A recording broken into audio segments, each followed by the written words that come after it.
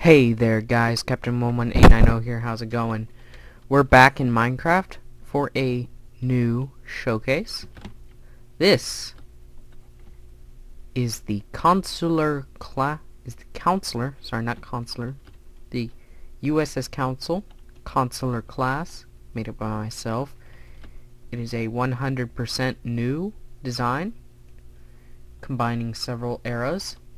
You have the Voyager style star drive, Nova style saucer, Constitution style bridge, Excelsior style warp nacelle pylons, and then the Galaxy class warp nacelle. It's not pretty, but I think it is because it's very small. This is the transporter. Using the Carpenter Blocks mod, I have been able to build this ship to my near perfection. You beam into what I call the cargo bay, which is basically this door that leads into the transporter room. Outside of it is main engineering.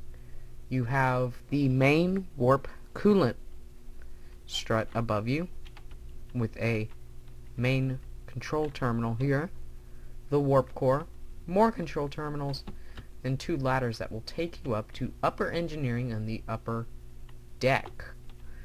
In upper engineering, you have the system control table located here, two more control stations, and a coolant control station. Sorry, I had to think of the right word there. All of this is built into the star drive, and this is the entire star drive being taken up just by engineering. Because as soon as we get to the bridge, I will hold still for a minute and explain the purpose of this ship. This is the turbo shaft, wooden door, button, that kind of thing.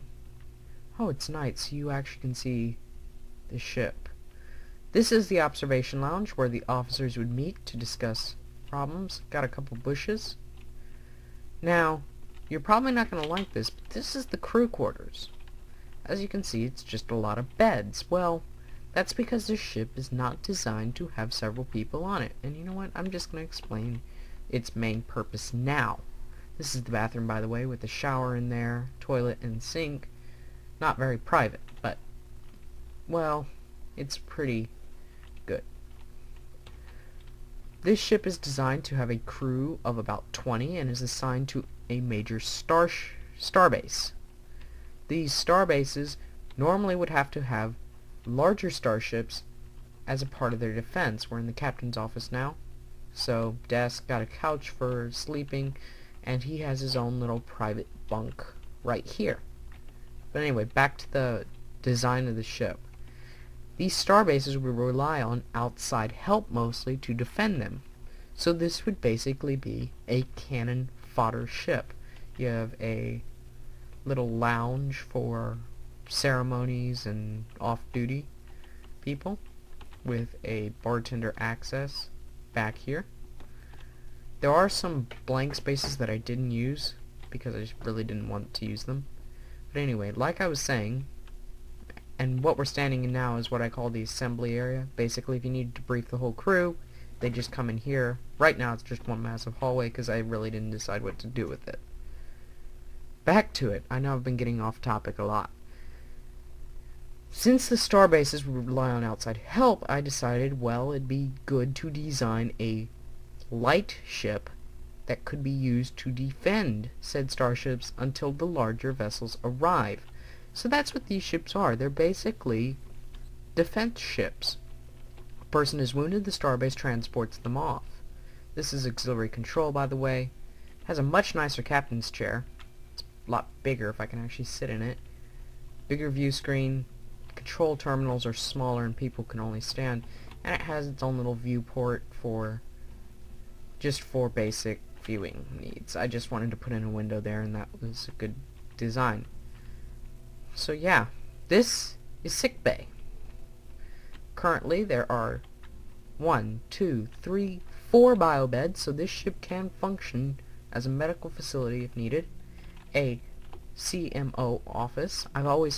I found one of these to be very useful in speaking of Dr. Crushers in TNG, for private talks or something else, not to mention a glass window just to where he or she can look out and survey, with a surgical bed. I thought this would be useful, so someone lying down on the table getting an operation behind a door, I might add.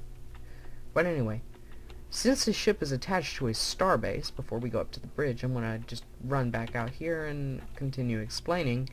Since this ship is attached to a starbase, there's no need for real crew quarters, which is why it's very communal in the crew quarters section. The ship is not going to be occupied at all times. Most of the time it's going to remain unoccupied and docked at the starbase until it is needed, which is why there are crew quarters here. There are roughly 10 people on duty at any time, and there are 3, 6, 10 beds in here. So they'd be on, one off shifts, an alpha and a beta shift, with a commanding officer at all times, which is usually the XO, the second officer, or someone else. We're now on the bridge, and as you notice, I backed up and just backed into the chair. And as you can see, it is very, very small. But that's because it's cramped. It's actually a quite reasonably sized room. This is the helm station and tactical station. The view screen is behind plated black stained glass, and as you can see, oh no, I was wrong. It is the console class. Oh well.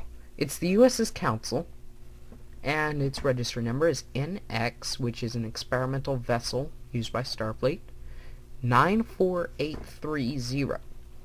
Currently, that registration number was not in use, so I decided to use it. This would be your main sciences. That one over there is communications. You have the captain's chair, of course, and you have helm. I designed this bridge, especially in the center, to be a TOS style bridge. Very TOS style because this ship, like I said, is not going to remain habited at all times. So, whenever the bridge is on there, it can be a bit cramped. Now, currently, the only way off the ship, there's no real docking. Oh, I just failed at that, didn't I? There is no real docking port. The only way off the ship that I've created, just fall, which would have killed anyone in my Star Trek universe, is beaming through the command block system off. Now, I did do several tests in destroying this vessel, and I found it doesn't take a lot. However, that amount that it takes, I'm just going to quickly set the time.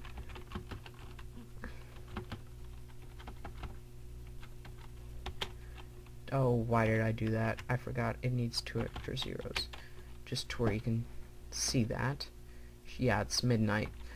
So as you can see, the ship is very well illuminated at night. Excuse me. The bridge has its own personal dome light here. Up here is partially illuminated thanks to the bridge light. Underneath, the observation lounge lights up the back and makes it look very nice. And all of the cabins and rooms on this side make this side very bright, whereas this side really is kind of dull. Now, engineering, I don't know if you noticed, had no windows, where on most starships it would. The deflector dish I am very proud of because that was one of the first things I always design on my starships that are Star Trek related, is the deflector dish. I want to know if I'm going to be building a certain style of ship. If it's TOS, I want to make sure it's round and has the dish. If it's going to be TNG or Voyager or DS9, I want it to be shaped something like this. And this one is a late TOS, mid Deep Space Nine, and early Voyager model.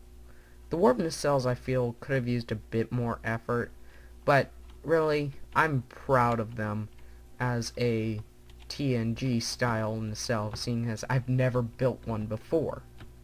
Thought it was actually pretty good. Now, on this back, and I'm gonna have to edit some footage there, I kind of screwed up the star drive on this side and this side due to mirroring, and you know what, I just now noticed that, and I'm gonna leave it because what the heck, it's not like this ship is going up in the workshop or anything. But yeah, that is basically the console class. I'm just gonna give you guys a quick overhead shot, and it actually looks very terrible. Looks like the Typhon class cruiser from Star Trek Armada 3, A Call to Arms, if you play that mod. Here's a side view, and this, in my opinion, is where the ship gets its best view. I actually had a drawing of it that I drew after I completed the hull of the ship. And it was what I had originally intended, and it had a neck. This ship didn't, and that's what surprised me the most, was the fact that in a drawing of the ship, I included a neck where this one doesn't have one. Now, I wasn't looking at the ship, I just drew it. Another thing you may be noticing right now, from most Starfleet ships, if you're like me and a die-hard Trek fan, no impulse engines. That's because this ship has hidden impulse engines in its stern. This area here is really a modified impulse engine designed to look like the hull. Now, if I were to break into... Oh, I just broke in on the Master Systems display. Sorry. Let me fix that. Let's go a bit further back. Perfect. You also note that this ceiling is very, very low. But anyway, back here there seems to be nothing. Well, really what there's supposed to be here is a bunch of barrier blocks. I was going to put in like a secondary warp core. And that's where the hidden impulse engines came to mind, was if there was a core back there, it'd be the impulse core. So, yeah. This station, these two stations down here, if I were to break this block, as you can see, it's the back of the deflector. So everything on this ship is very tight and very packed into space, which is why you don't see any unnecessary features, which is kind of what I wanted. I didn't want a ship like the Enterprise D with all these arboretums and holodecks, because to me that's very impractical for a starship. My favorite room in the whole ship has to be the observation lounge, and I don't really go in here that often, but it's always been one of my favorite ships, one of my favorite rooms. It just nestles back here. The surgical bay behind here, the bathroom for the quarters behind there, and it's just so peaceful. Now, in Star Trek, there would be gold-plated models of ships above here. Well, we don't have none of that, so what the heck. But anyway, I hope you guys do enjoy this view of this vessel, and I do hope you seriously consider giving this a like, because it took me forever to build this ship. So yeah, thanks for watching. Like, favorite, subscribe if you want. Thanks. Peace out.